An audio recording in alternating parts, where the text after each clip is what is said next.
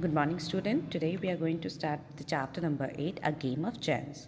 In this chapter, there's a festival of Eid is going on in a village where the fair was celebrated. The Eid was a one-day festival, but the fair lasts for very long time, for weeks.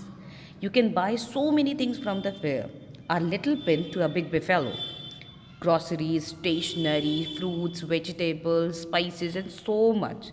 The writer and his uncle, with one of the servants, went to see the fair.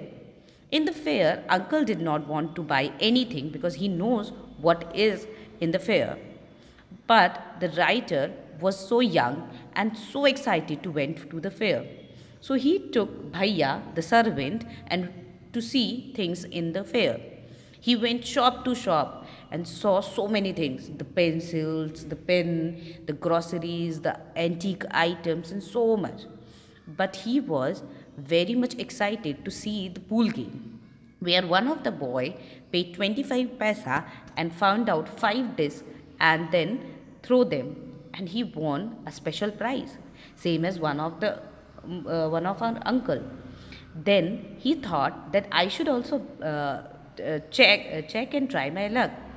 So he spent all his money on the desk, but he did not get anything much, like he only won 2 pencils and 2 pens. He was very upset.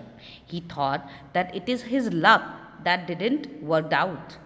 When they went to their uncle told them that what is the real game behind this fair. He told him that they all are there to tempt the person and to steal the money.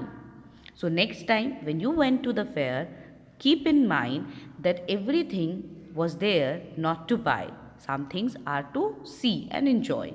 Read the chapter and check it out. The special thing what uncle told the writer. Thank you.